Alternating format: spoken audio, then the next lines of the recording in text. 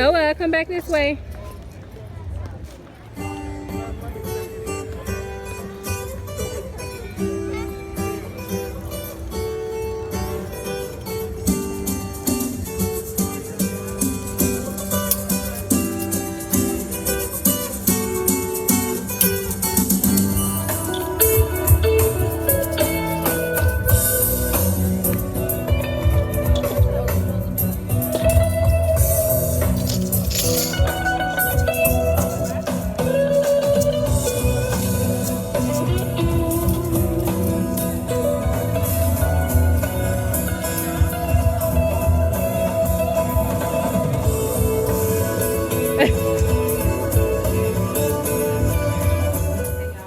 Sunday. I am getting ready to do something on my computer, so I'm sitting here at my desk, but I figure I should share this with y'all because I got this from the outlet mall and it's mangoes but they season it with like chili and lime. It's so good. So it's like sweet and spicy. It's so good.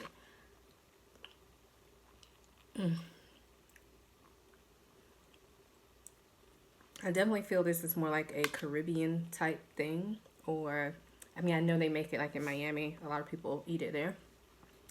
But when I try to make it at home myself, I don't know, it doesn't come out right. And a mango is extremely hard to cut. So if y'all have any like tips on how to get it to taste like sweet and salty and spicy and perfect, please let me know. Like, I need to know because this is like $8. Which I feel like it's very overpriced for a mango, but it's really good. And now that I'm not on keto, I can eat it again. So this was, I ate like half of this earlier, and the total thing will be like my lunch or whatever. So yeah, I will check in with y'all later. Bye. Good morning, happy Monday. So I am on my way to work. Don't mind my head scarf. I got a bun in, so I'm trying to make sure it's laid down enough. But anyway, I wanted to come on here this morning because while I was getting ready this morning, I was watching a video by Michelle1218, I think is her number or her name. I've been following her for like so long. She's one of the first YouTubers I follow. And now she's been a mom for a while now, but right now she has a young baby. And so she was talking about some issues that he's having with feeding and how she's going to be going to early intervention, which made me think of our own journey with Noah as far as early intervention. A lot of people, and she says this on her video, I'm going to put her video down below, but I wanted to say it to y'all because some of y'all may not watch her, but a lot of people don't know about all the resources that are available for free that are not based on income in your specific county.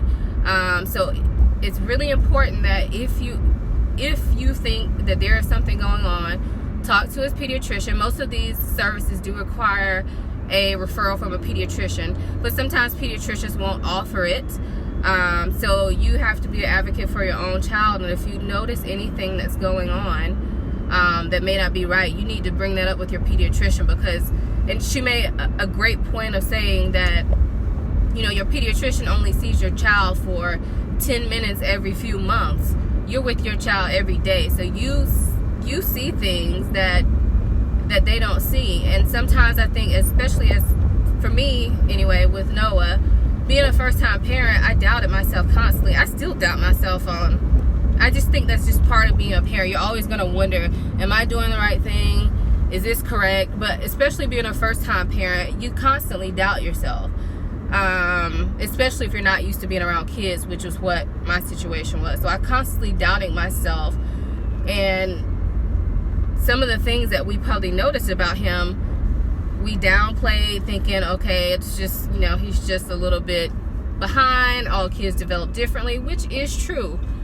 And I do think that, you know, his autism was diagnosed early, which is good, and we had early intervention for him. But imagine if I would have kept being in denial for years. I mean, this girl that I know was telling me about someone in her family whose child is 4 years old and still completely nonverbal. He makes grunts, he does flapping noises, all classic signs of autism. And she has told her family member that, and they won't listen to her, even though she has experience working with children with autism. They won't listen to her, and I told her it's just because they're in denial. They are in denial, and nobody wants to think their kid is less than perfect.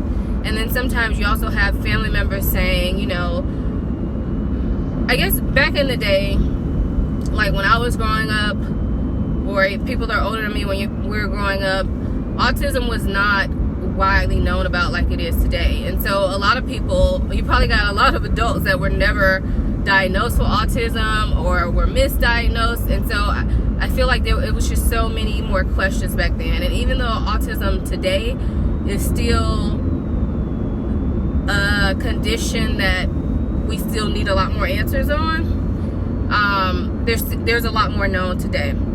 So I'm saying all that to say, just make sure you keep an eye out for anything, even if it's not autism or whatever.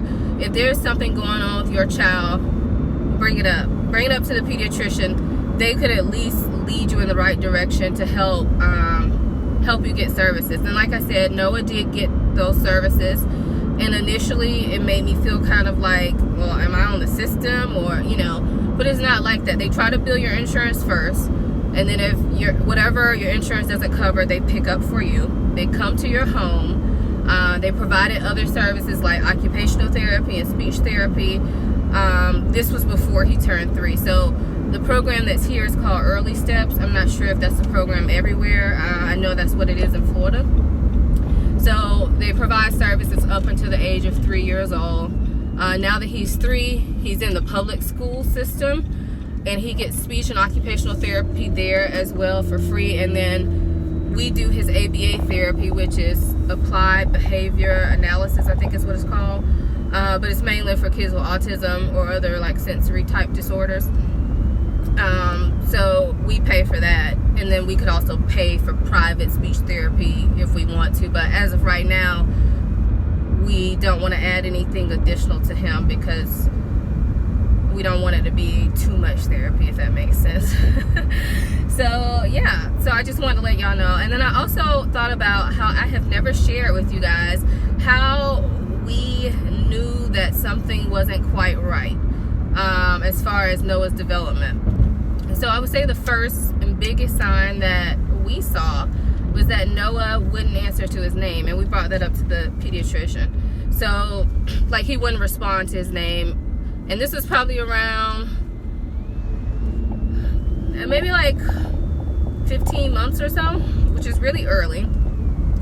And so I thought maybe he was ignoring me, because sometimes I would just call his name and he wouldn't respond. Like he wouldn't look at me, of course he wouldn't say anything. And then I could be sitting right next to him, like patting his back, and he wouldn't even look at me. And I just thought it was him being, you know, ignoring me, but I couldn't figure out why he would be doing that. And that was probably the biggest telltale sign. We brought that up to our doctor, and that was one of the things that she said, you know, at this age you should be at least responding. And so we got him a hearing test and all that. But anyway, so that was one of the first signs that we saw. Other signs that we saw is that he developed pretty normally, or even quickly, up until about 12 months old. So he crawled early, he walked early. Like he started walking probably around, well, he walked at normal time. I think he started walking around 10.5 months, or around 10 months. So all that was completely normal. He started out saying mama and dada. I'm not sure what months now. I think it was around 11 months as well. And ball and dog, those were like 4 things he could say.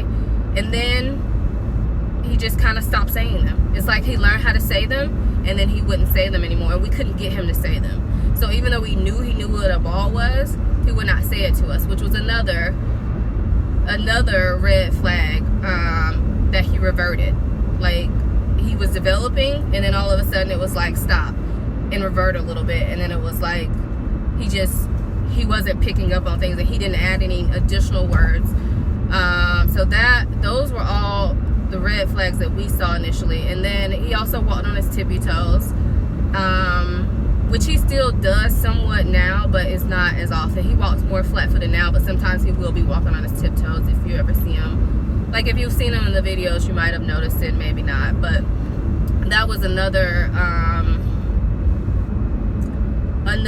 thing that made us wonder what was going on with him. And those are all things we brought up to his pediatrician, and his pediatrician talked to us about early steps, and she gave us a whole bunch of other resources that we could reach out to that may be able to help. And then when you reach out to those organizations, they basically will do their own evaluation and then determine what services the child will qualify for, and they'll provide those. So yeah, I guess that is pretty much it. I just wanted to share that with you guys because when I saw her video, I feel like it really just spoke to me, and I just felt like I should share it because, especially for your first time moms out there, you may not know things to look for, and there's other symptoms of autism, and there's some things that kids do. It doesn't mean they have autism, but if you can get it checked out, why not? Because right now there's no cure per se for autism, but the best chance that a person can have is early intervention, and that's what studies have shown. So that's what's available right now. So the earlier something can happen, the more likely of a chance you have that your child can live a normal life. So that's what we are shooting for. So yeah, that was it. So I wanted to share that with y'all because, sorry, I wanted to share that with y'all because maybe it'll help some of you all out there. Yeah. Anyway, hope y'all are gonna have a great week, a great Monday, and I have a vlog actually going up today, so I'm gonna try to get back to doing my vlogs, getting them up on time. By the time you see this, you would have already seen that vlog, and if you haven't, go back and watch it, because it kind of tell you where I've been and why I haven't been posting very often. So yeah, but I'm gonna try to get back more consistent with my vlogging, to try to do them like every week or 2 weeks. So anyway, off to work I go. Hope y'all have a good day. Bye. Hey y'all, happy Tuesday. So I am in my office. I'm getting ready to do a couple things on my computer, and then I'm gonna clean up my office. I don't know if y'all can see, but it is a mess behind me. That's my vanity. Look at it, it's ridiculous, and I keep putting it off. So I decided I'm gonna clean it up tonight. However, I just opened a couple packages that I received from Amazon, or I didn't receive them, I purchased them. And it's nothing big, but I like seeing little Amazon hauls, and I think y'all do too. So I just wanted to show you, since I had a couple things and they weren't like extremely boring, except for one thing. So this here is just a roll of tape, like a roll of label tape that I have. I have a label machine for shipping labels, and this is just the tape to go in it. So that's extremely boring. Next thing I got is this, and this is a pair of earrings. I already opened the plastic because I didn't know I was going to be sharing it with you all. So I already opened them just a second ago. And let me show you what they look like. So they are just little initials, and I got the letter A. And initially, these are like cubic zirconia. I don't know if you can see, but they are sterling silver, and they're cubic zirconia. And initially, when I saw these on Amazon, they came up as recommended because some earrings that I purchased from Chloe from there before. And when I saw these, I thought they would be perfect for Chloe, and I was going to get her C's.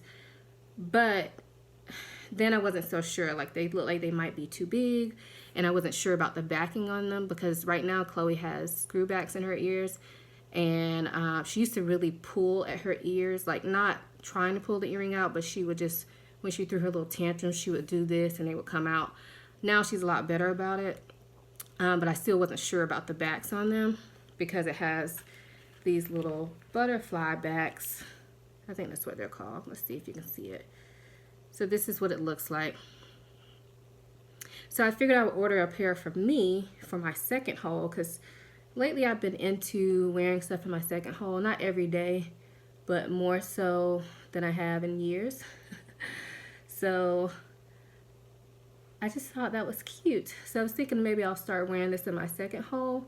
And when I actually tried this on before, I put the back on, and it's quite hard to get off because there's a little notch there. And some still slide off really easy, like some earrings, but these are actually kind of hard to get off. So I think they might work for her. Only thing I'm a little bit concerned about is the length of the post. I'm not sure if it'll work. So what I'm probably going to do is order her some C's, and then we can have a matching set of earrings. And if they don't work for her, I'll just save them until she gets a little older. Because I'm not sure about the post length. The post looks kind of long, but it's really hard to tell without putting them in her ears. And she's asleep right now, so yeah. So just wanted to show y'all those. And they also came with these little clear backs as well, which I'll probably just throw away. And then I needed a new case for my AirPods. And I wish I had gotten this a while ago. My other case that I used to have kind of got stretched out because Chloe used to play with it so much and pull it, and then it seemed like it was a little bit too loose, so I took it off. And then the other day I put it in some jeans, some really dark wash jeans, and the case got like blue dye on it pretty much. And I tried to clean it, but it's still kind of slightly tinted blue, which is really going to bother me. So I wish that I would have gotten a new silicone case before this happened, but here we are. So this time I got like a hot pink one. And all these products I will link down below, or either I'll link my Amazon store, and they'll be on there. So just a little protector. And then the last thing I got are these metal straws. These are stainless steel straws.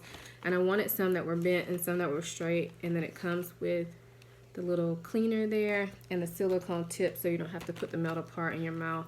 The silicone is a bit more comfortable. So that's that. That's it. I'm going to get to work, and I will talk to y'all later. Bye. You can screenshot it. Okay. Chloe. 1, 2, 3, cheese. No. Chloe. Cheese. All right. Cheese.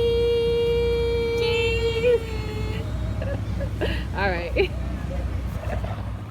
Hey y'all, happy Sunday. So I just wanted to come on really quick because I am finally wearing these shoes out of the house. Don't pay attention to my toes though. I wasn't gonna wear them because I really need a pedicure. But I think I'm just gonna polish them real quick before I walk out of the door. Just so they don't look so bad. But yeah, I just wanted to show y'all a quick little OOTD. I'm just wearing a white tank top that I kind of like knotted up here, and this little rainbow cardigan that I really like. I ordered this from someone on Poshmark, and some jeans, and these little Target $7 shoes.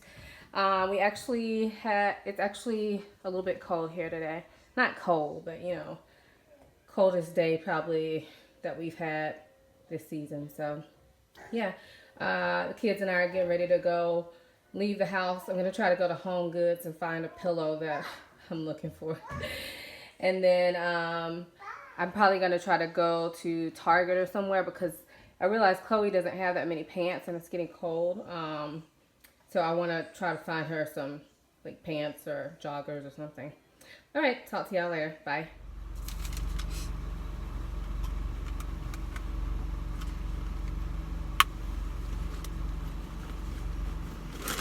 Bag of the day.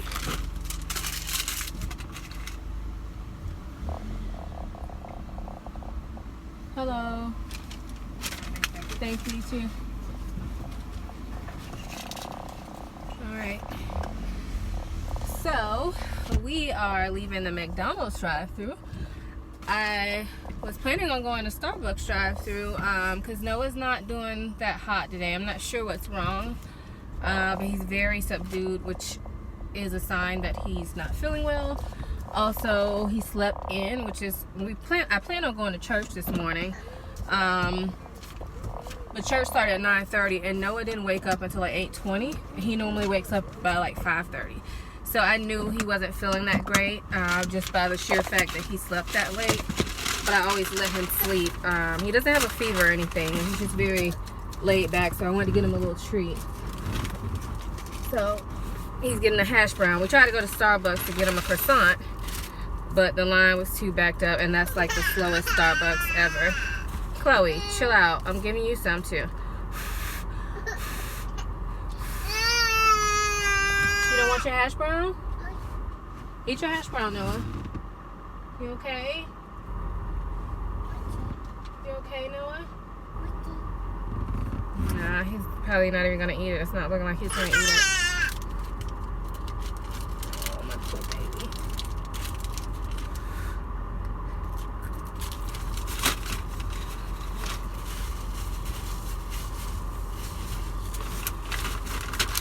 I'm not gonna eat that. I just had to taste it. But it's called hash brown, Chloe. I was hoping getting out in the sunlight would help him, because sometimes he can be acting like this, and then we go out and he, you know, kind of cheers up. Chloe, chill. Chill. Yeah. So we're probably not gonna be out very long. Okay, girl. You didn't even eat what I gave you yet. She loves to ask for more. More.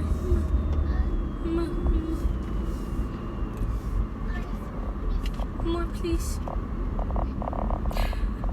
I don't know if y'all can hear her, but she has some more when she has some. She likes to double fist everything. So she wants to hold a piece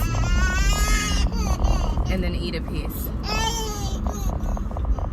Alright, I guess I'm gonna go ahead and go. Talk to y'all later.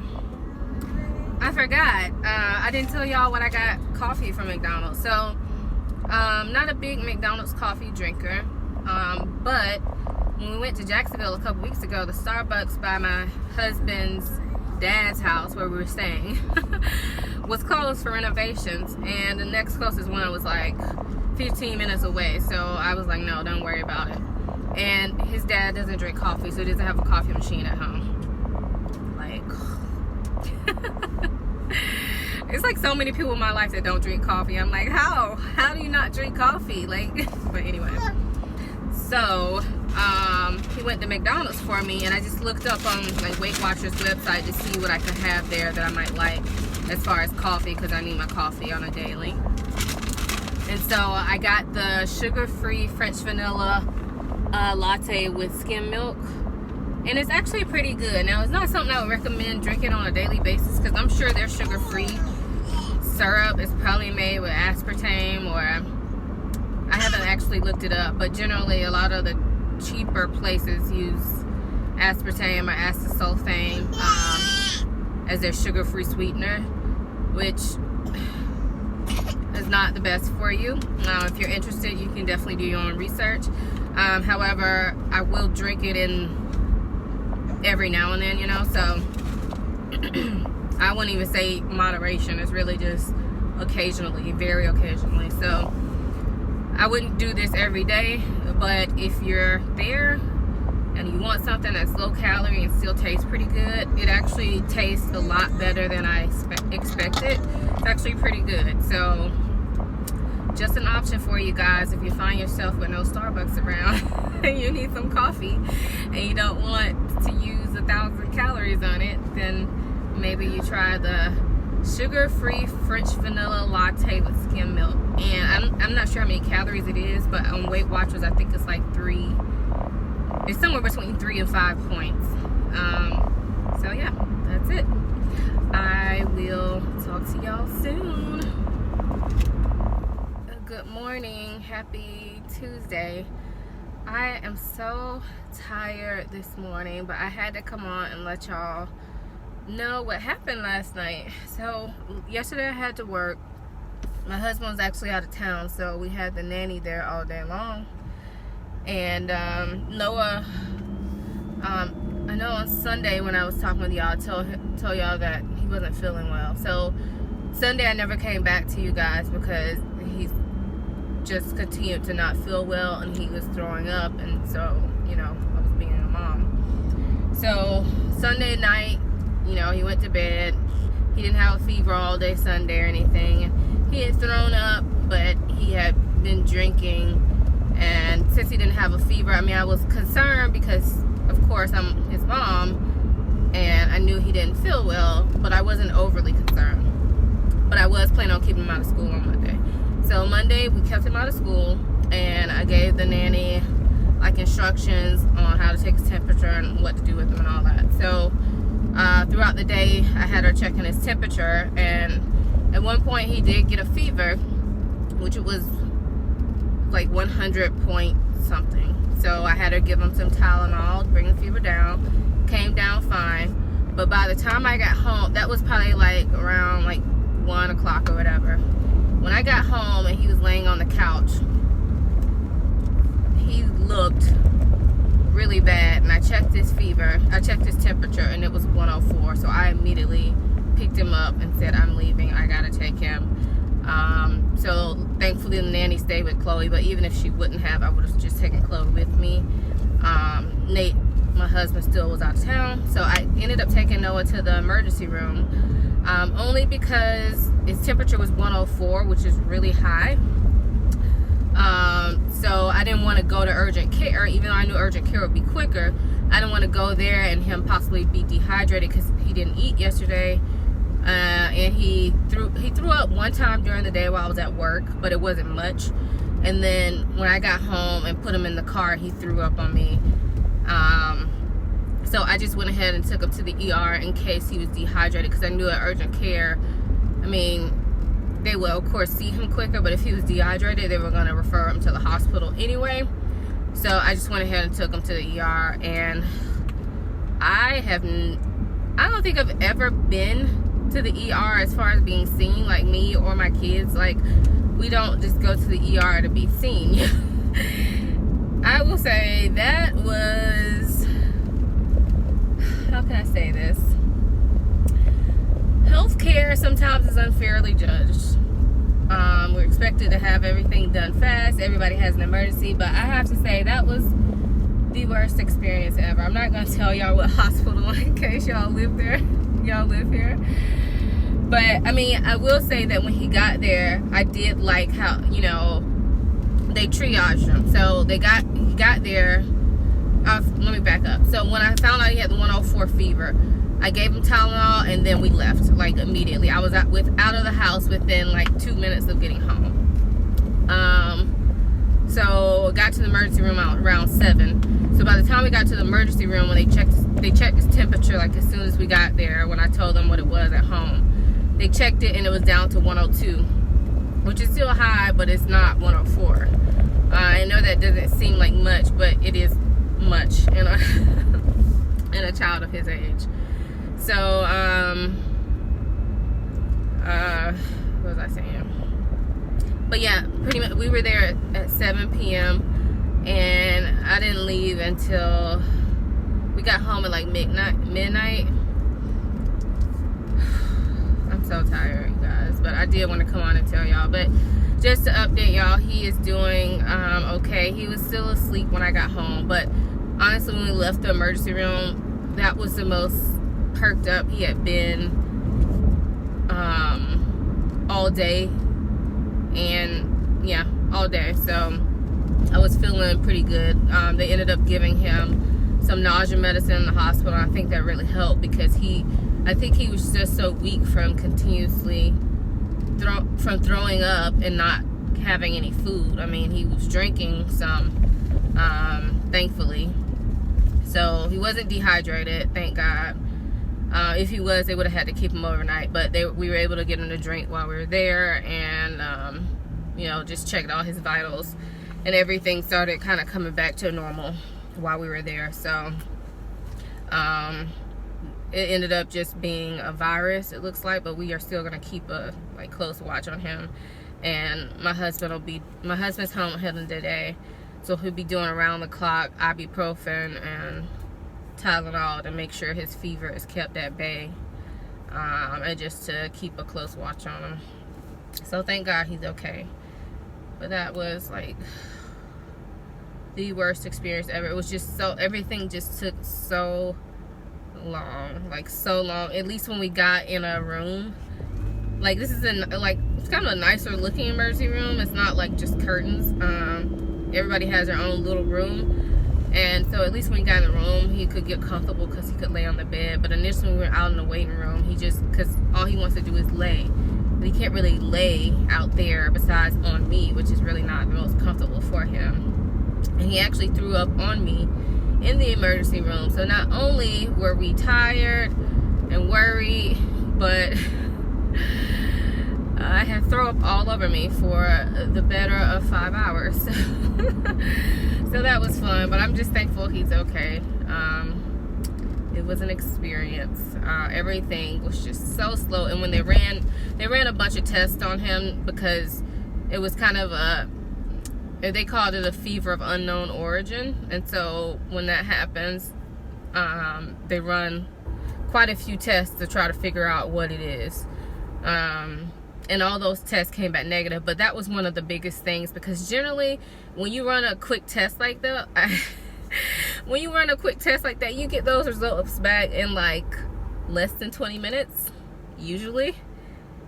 It took them, after running the test, it took them over an hour to give us the results, and the nurse couldn't give them to us, which I understand. They want the doctor or the PA to be the one to tell us the results, but it was just like, it was tough.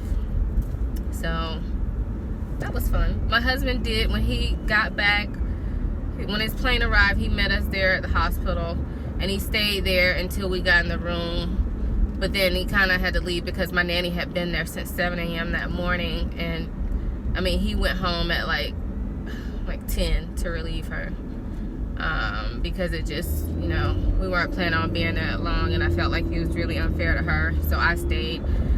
He offered me the chance to go home because I had to work today, but there was no way I would have been able to go to sleep or get any rest, so I just would have rather stayed because I couldn't leave him. So anyway, I just wanted to update y'all on what's going on here in my life.